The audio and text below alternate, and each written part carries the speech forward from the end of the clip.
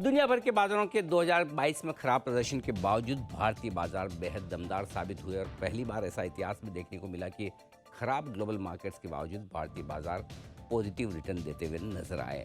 अब बड़ा सवाल ये कि 2022 जैसी दमदार परफॉर्मेंस 2023 में भी बरकरार रहेगी। ग्लोबल मार्केट सुधरेंगे तो क्या हम और तेजी से भागेंगे? अगर खराब हुए तो क्या हम कम गिरेंगे? बाहर के बाजारों का हाल क्या है? हमारे यहाँ क्या कुछ होगा? और रिटेल ने जो ताकत दिखाई है वो कितनी बरकरार रहेगी और पैसा कहाँ बनेगा? ये ढेर सारे सवाल हैं जिनके जवाब आपको साल के पहले ट्रेडिंग सेशन पर पहले दिन ज़रूर चाहिए। और नीलेश शाह से बेहतर कोई हो नहीं सकता जो हमारे साथ इस वक्त स्टूडियो में है। नीलेश भाई, बहुत बहुत स्वागत है। Thank you. सबसे बड़ी बात है कि साल के पहले दिन आपने समय निकाल कर स्टूडियो में आए हैं। आपको, कोटक की पूरी टीम को, आपके लाखों निवेशकों को नए साल की बहुत बहुत शुभकामनाएं सर। धन्यवाद अनिल जी। जी बिजनेस के सभी दर्शकों को नए वर्ष की हार्दिक शुभकामनाएं। सर, पिछले साल तो आप लोगों ने बचा लिया सर। सारे म्यूचुअल फंड्स और रिटेल इन्वेस्टर्स, चाहे वो डायरेक्टली या म्यूचुअल फंड के जरिए पैसा लगाते हुए आए, उन्होंने और कुछ हद तक हमारी इकोनॉमी ने दोनों ने बचाया है। 2023 मजबूत रह सकता है भारतीय बाजारों के लिए? इस वक्त अनिल भाई, हमारी पोजीशन कुछ सूर्य कुमार यादव की तरह है कि प्रदर्शन बहुत अच्छा किया तो लोगों की उम्मीदें बनी हुई हैं। जी।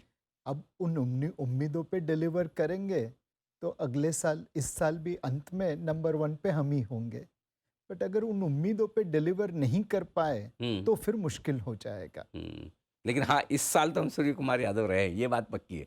मतलब लोग सोच नहीं सकते थे वैसा प्रदर्शन किया है। जो बढ़िया बात रही है हमारे यहाँ, दो तरह से, दोनों पर मैं आपसे लेना चाहता हूँ राय। एक तो इकोनॉमी की मजबूती और दूसरा हमारा अपना पैसा। तो पहले इकोनॉमी की बात करते हैं। क्या लगता है 2023 में भारतीय इकोनॉमी जो बेहतर है, मजबूत है, बरकरार रहेगी, या फिर हमारे यहाँ भी जो ब्याज दरें बढ़ी हैं उसका असर 2023 में आ सकता है? नहीं अनिल भाई, इकोनॉमी तो बहुत अच्छा कर रही ओके। है। Okay. 6 out of top 10 fastest growing cities of the world were in India last year. हम्म। मुंबई, दिल्ली, कलकत्ता, चेन्नई, हैदराबाद और बेंगलोर। अ, अगर हम देखें ग्रोथ वाइज तो हम दुनिया की फास्टेस्ट ग्रोइंग मेजर इकोनॉमी बने थे और ये दूसरी साल हमने ऐसा अचीव किया। कॉर्पोरेट इंडिया ने भी बहुत अच्छा काम किया है। हमारी महंगाई आरबीआई के टारगेट लेवल से ऊपर है, बट अपने इतिहास में पहली बार ऐसा हुआ कि अमेरिकन महंगाई से पिछले पूरे साल नीचे रही। हम्म। हम थोड़ी ट्रेड डेफिसिट ज़्यादा चला रहे हैं। 150 बिलियन डॉलर शायद अपनी ज़रूरत से ज़्यादा है। उसके बावजूद हमारे पास दुनिया का 5th लार्जेस्ट एफएक्स रिजर्व्स है।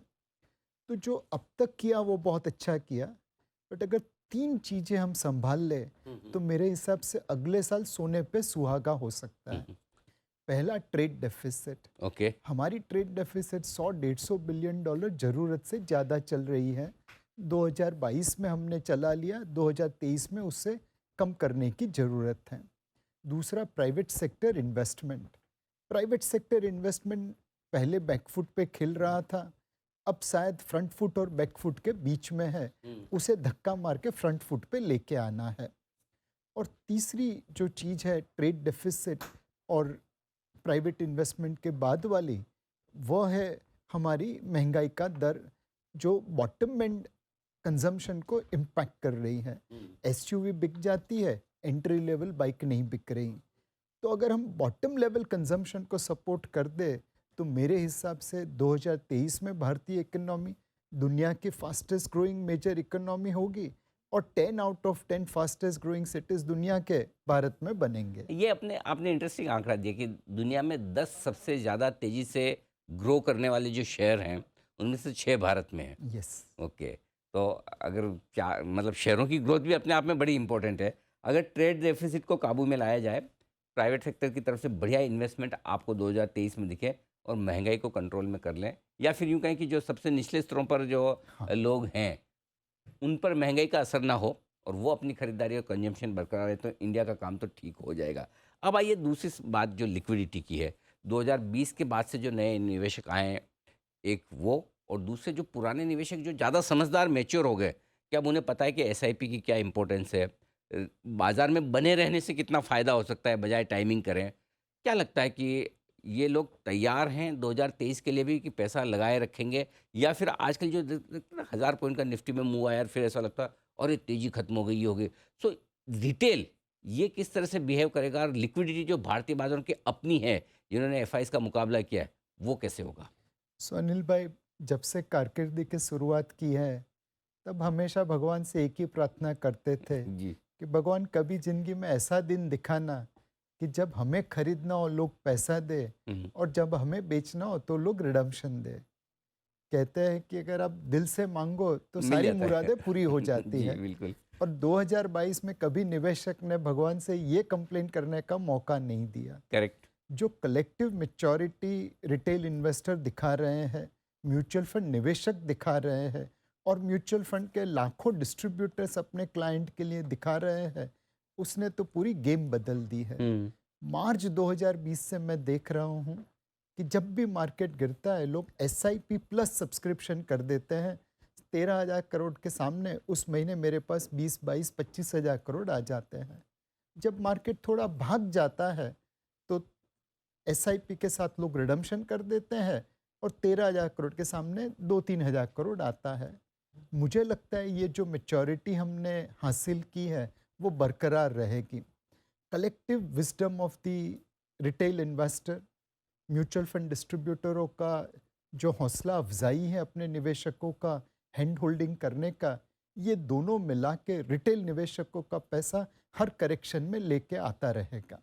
ये इंटरेस्टिंग चीज़ बताइए कि भरोसा है। लेकिन ये जो थोड़े-थोड़े एक एक तो जो काफ़ी कुछ वॉल्यूम ऑप्शंस में जो शिफ्ट होता हुआ दिख रहा है, ये लोग आजकल डे और पोजिशनल ट्रेडिंग पर ज़्यादा शिफ्ट हो रहे हैं।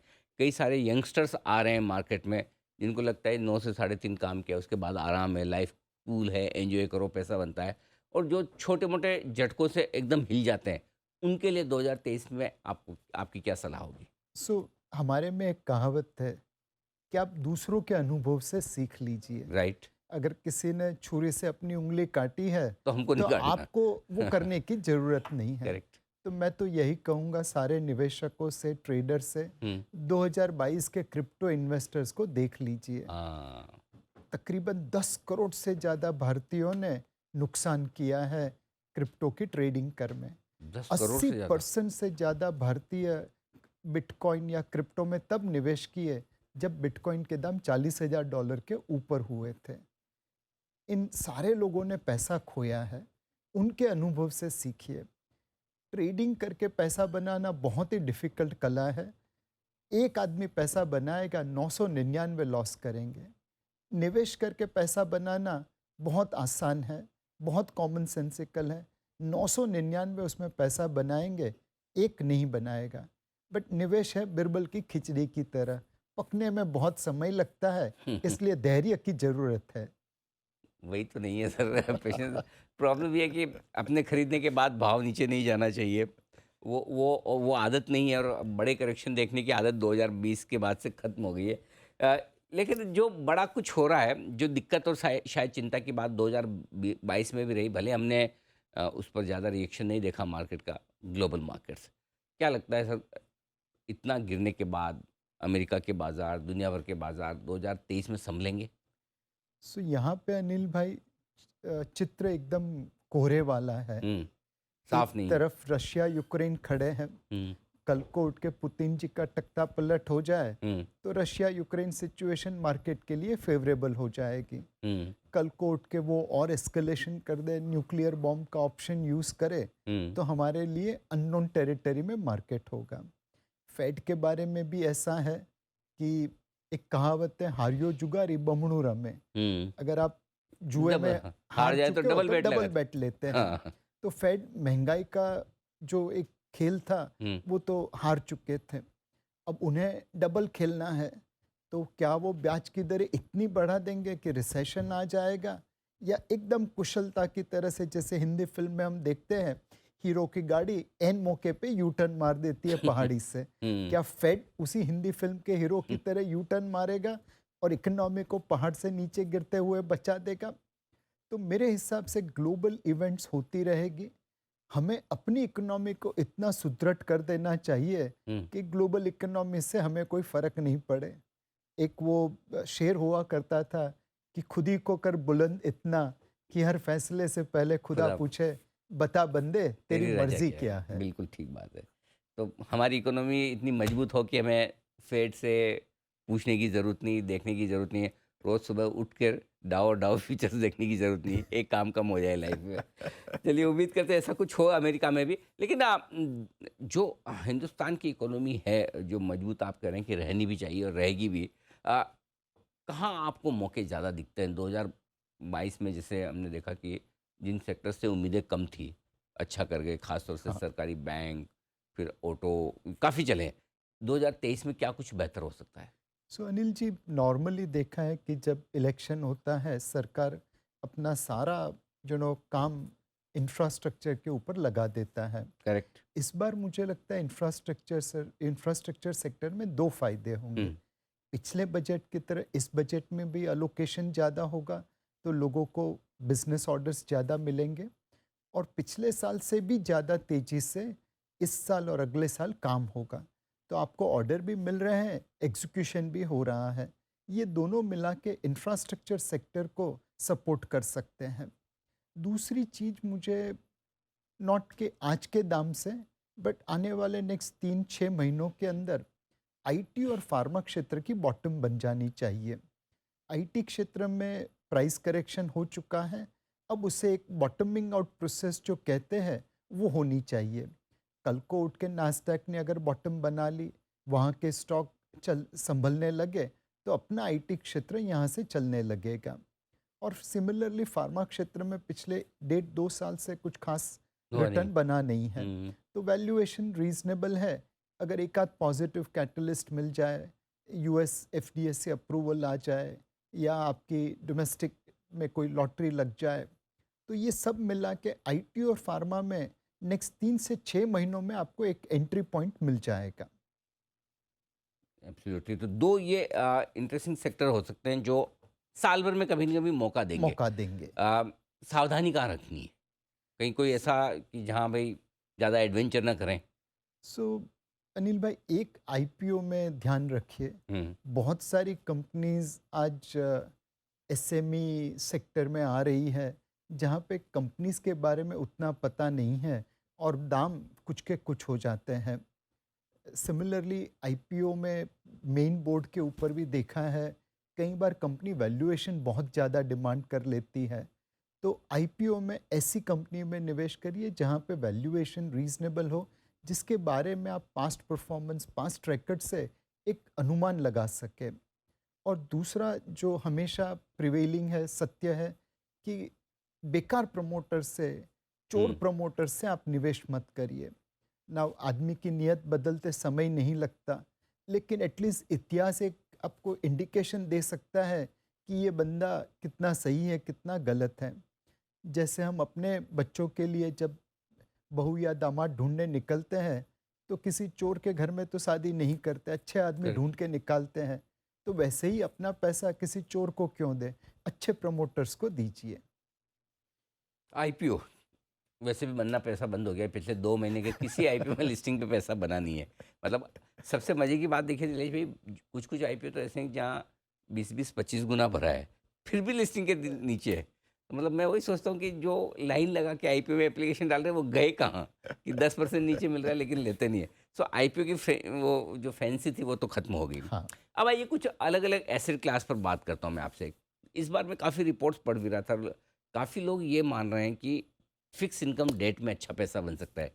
क्या आप भी ऐसा सोचते हैं? यदि हाँ, तो किस तरह के डेट फंड्स होनी चाहिए या किस तरह का डेट होना चाहिए? सो इस साल अनिल भाई डिसिप्लिन इन्वेस्टर्स का है। हुँ, आपको debt, equity, gold, real estate चारों में निवेश करना पड़ेगा हुँ, पैसा बनाने के लिए। हुँ, और डेट फंड्स में हमें लगता है कि फरवरी के बाद ब्याज की दरें टॉप आउट हो जाएगी। हुँ, बजट में जो बोरोइंग प्रोग्राम आएगा, हुँ, उससे ब्याज की दरों पे एक इम्पैक्ट आ सकती है। आज की तारीख में यूएस मार्केट ये डिस्काउंट कर रही है कि मार्च अप्रैल 2030 में फेड रेट हाइक साइकिल बंद करेगा और सितंबर अक्टूबर 23 से रेट कट साइकिल चालू करेगा। करेक्ट। हम फेड को फॉलो करेंगे और हो सकता है हमारी रेट हाइक साइकिल मिड 2023 में ख़त्म हो जाए और रेट कट साइकिल 2024 में शुरू हो जाए। मार्केट ये सारी चीज़ें 6 महीने पहले डिस्काउंट करेगा। तो बजट के बाद आपको 7.5% से ज़्यादा जब 10 ईयर गिल्ट की यील्ड हो, तब ड्यूरेशन में लॉन्ग मैच्योरिटी फंड में निवेश करना चाहिए। आप बॉन्ड फंड है, गिल्ट फंड है, किसी भी फंड में निवेश करिए, बट डेट को अपने पोर्टफोलियो में ज़रूर ध्यान दीजिए। ऐसा कह सकते हैं अनिल भाई कि अगर 2023 का मार्केट चौपी रहेगा, हम्म। तो डेट आपका एंकर बना रहेगा जो आपकी बोट को डूबने से बचाएगा। एटलीस्ट आप नेगेटिव रिटर्न्स नहीं देखेंगे अगर यस। आपने फिक्स इनकम में। और इंटरेस्टिंग बात है कि बजट के बाद और अगर 10 साल का पेपर 7.5% के आसपास कभी ट्रेड करना शुरू हो, तो वो एक अच्छा entry point long term debt के लिए आपके लिए हो सकता है। और तब तक शॉर्ट टर्म डेट में डालें, मौका मिलते ही शॉर्ट टर्म से लॉन्ग टर्म में लॉन्ग टर्म में आ निकल ली, ये बढ़िया होगा।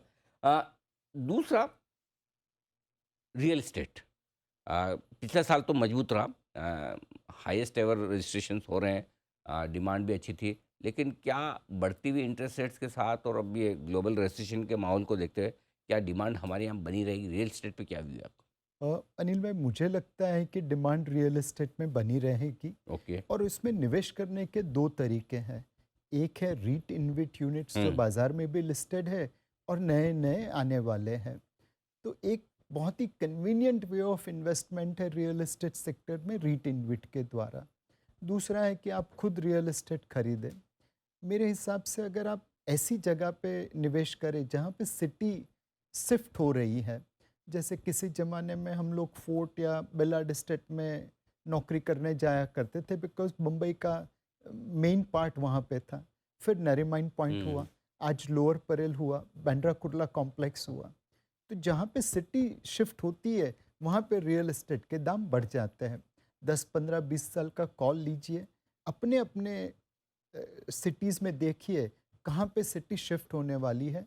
अगर आप वहाँ पे एडवांस में रियल एस्टेट खरीद ले तो उसमें अच्छा पैसा बन जाएगा। एक एक मेरा ऑब्जर्वेशन है इस मामले में, आपने बहुत अच्छा एग्जांपल बताया कि अ, जहाँ भी आपका एयरपोर्ट है, हाँ, उस एयरपोर्ट के आसपास आप ज़मीन खरीदें।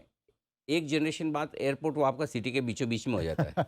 जब बनता है पूरा, मतलब वो बोलते हैं कि गांव के बाहर बनाया जाता है या एयरपोर्ट। मैंने लगभग कम से कम 10-12 सिटी में ये ऑब्जर्व किया है। हाँ, लगता है 20-25 साल का समय ज़रूर लगता है, उसके पैसे आपके बच्चे ज़्यादा बनाएंगे। यस, लेकिन आप सोचिए अपने सांता क्रूज वाला एयरपोर्ट, उसके आसपास क्या प्राइम लोकेशन होगी। जब या बना था तब या ऐसा था कि बहुत दूर सांता क्रूज जाना है। सेम सिचुएशन शायद नवी मुंबई का नवी जब मुंबई एयरपोर्ट में बनेगा तब होगी। होगी। ये बहुत इंटरेस्टिंग चीज़ बताई कि जहाँ सिटी शिफ्ट हो रही है वहाँ आप रियल एस्टेट खरीदें। स्टॉक्स भी चलेंगे स्टॉक्स सेलेक्टिवली। भी चलेंगे, 100% चलेंगे। अच्छी कंपनीज के स्टॉक में निवेश करिए, करेक्शन में और ज़्यादा निवेश करिए और फिर देखिए कैसे वो पोर्टफोलियो आपको महंगाई के सामने अच्छा रिटर्न देता है। गोल्ड वैसे तो आप पसंद नहीं करते हैं, लेकिन हाँ ये ज़रूर है कि इन्वेस्टमेंट के हिसाब से अब तो सॉवरेन गोल्ड बॉन्ड भी हैं आपके पास में। तो क्या गोल्ड में वक्त आया है कि अब रिटर्न बने इस साल? सो और पिछले अगर साल सिल्वर पे भी आपका कोई व्यू है तो? पिछले साल अगर अनिल भाई आप देखें तो गोल्ड और सिल्वर दोनों ने काफ़ी अच्छा रिटर्न दिया है एंड हमें लगता है कि ये ट्रेंड आने वाले समय में कंटिन्यू रहेगा। अगर ग्लोबल अनसर्टेनिटी बढ़ती है फेड की, यूक्रेन की, तो डेफिनेटली गोल्ड एंड सिल्वर को सपोर्ट मिलेगा। दूसरा, डॉलर इंडेक्स टॉप आउट हो गया, उसका फ़ायदा भी गोल्ड एंड सिल्वर को मिलना चाहिए। और तीसरा, गोल्ड में हम देख रहे हैं दुनिया भर की सेंट्रल बैंक गोल्ड की बाइंग कर रही हैं, चाहे रशियन सेंट्रल बैंक हो चाहे चाइनीज़ सेंट्रल बैंक हो। तो अगर सेंट्रल बैंक्स की गोल्ड की खरीदारी चालू रही, वह भी गोल्ड प्राइसेस को सपोर्ट करेगा। तो एक निवेशक के पोर्टफोलियो में 5 से 10% पैसा गोल्ड और सिल्वर में लगाना चाहिए। गोल्ड और सिल्वर में एक और चीज़ बहुत ज़रूरी है अनिल भाई, आपकी मेरी धर्मपत्नियाँ कई बार ज्वेलर के पास हर महीने पैसा देती है। 11 महीने आप पैसा एसआईपी जमा वाले, करें हाँ हाँ। और फिर 12वें महीने को आपको एक ज्वेलरी का हम्म, पीस मिल जाता है। तो मेरे हिसाब से एक ज्वेलर के वहाँ पे ये टाइप की एसआईपी करे, उसकी जगह पे गोल्ड ईटीएफ में एसआईपी हम्म, करिए। हम्म, आपको रिस्क बहुत कम हो जाएगा, हम्म, बेनिफिट उतना ही मिल जाएगा। हम्म, तो गोल्ड ईटीएफ, सिल्वर ईटीएफ को डेफिनेटली पोर्टफोलियो में देखिए कंपेयर टू फिजिकल गोल्ड या सिल्वर। इन 3 एसेट क्लास में तो आपने कहा कि रिटर्न बनेगा, टाइमिंग इक्विटी में कितना बन सकता है रिटर्न? क्या कुछ बड़े मुँह दिखाएँगे बाज़ार या छोटी रेंज में ही ऊपर-नीचे चलेंगे? बड़ी मूव भी आ सकती है, हुँ, बट उसके लिए हमें एक्सपेक्टेशंस के अनुसार डिलीवरी करनी पड़ेगी। हुँ, अगर आप सितंबर 22 के नतीजे देखें, तो उसमें महंगाई की इम्पैक्ट कंपनी के मार्जिन में दिख रही थी। कंपनी का मार्जिन जून 2020 जो कोविड इम्पैक्टेड क्वार्टर था, उससे भी कम आया था। अब अगर हम वहाँ से बॉटम बना के मार्जिन में एक्सपांशन कर सके, बिकॉज़ वॉल्यूम ग्रोथ ज़्यादा हुई है, महँगाई का इम्पैक्ट कम हुआ है, तब मेरे हिसाब से मार्केट में बड़ा मूव आ सकता है। इस बार मार्केट में वैल्यूएशन री-रेटिंग नहीं होगी, बिकॉज़ हम दुनिया से बहुत आगे चल गए हैं। हुँ, एक मूवी आई थी कालिया करके, हुँ। जिसमें अमिताभ बच्चन का एक बहुत फेमस डायलॉग हुआ करता था कि हम जहाँ खड़े रहते हैं, लाइन लाइन वहीं वहीं से से शुरू शुरू होती होती है। है। हाँ, तो वैल्यूएशन में आज इंडिया कालिया फ़िल्म के अमिताभ बच्चन की तरह है। वो जहाँ पे खड़ा है, वहाँ पे लाइन ही नहीं है, बाकी सब बहुत पीछे है। अकेले ही तो है। वैल्यूएशन री-रेटिंग नहीं होगा, दैट हुँ, मीन्स हमें अर्निंग्स ग्रो करनी पड़ेगी।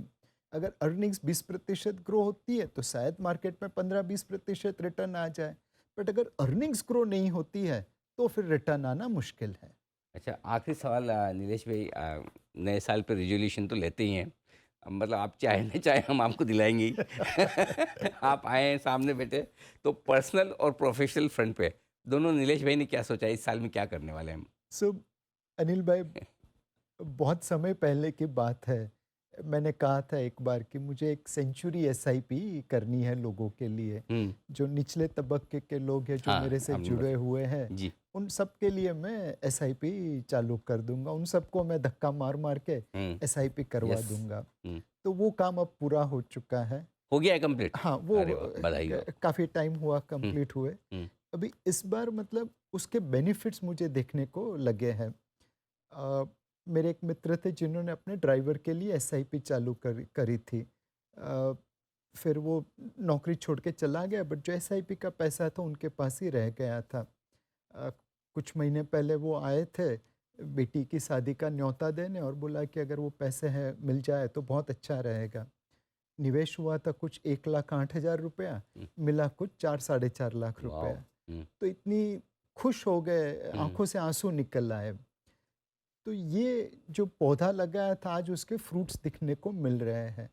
अब दर्द यही है कि खाली 100 आदमी के लिए पौधा लगाया। हुँ, इसको 1,000, 10,000, 1 लाख, 10 लाख कैसे कर सकते हैं? हुँ, तो प्रोफ़ेशनली कोशिश यही रहेगी कि समाज के उन तबके के लोगों के पास जाके मैं एसआईपी करा सकूँ, जिनको उनकी सबसे ज़्यादा ज़रूरत है, करेक्ट। जिनका बेनिफिट इनको सबसे ज़्यादा मिलेगा, और मुझे बहुत सारी दुआएँ मिलेगी। हुँ।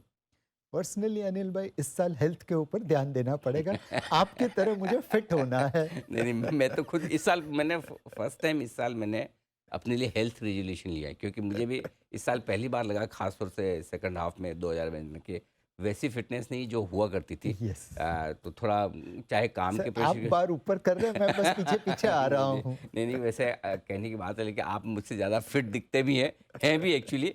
कैसे करते हैं भगवान जाने, लेकिन मैं भी एक्चुअली, वो कहते हैं कि आप काम की और मन की पवित्रता हो तो आपकी वो हेल्थ में भी झलकती है। हेल्थ तो में बस नीलेश झलकती भाई, है। जो आप इतना बढ़िया काम कर रहे हैं, वो करते रहें और ईश्वर आपको उसके लिए और ज़्यादा ताकत दे। ये मेरी शुभकामनाएँ। धन्यवाद। 2023 आपके लिए, पूरे परिवार के लिए, कोटक की सारी फैमिली और निवेशकों के लिए बहुत समृद्धि वाला और मंगलमय हो, ऐसी मेरी शुभकामनाएँ। धन्यवाद। Thank you so much.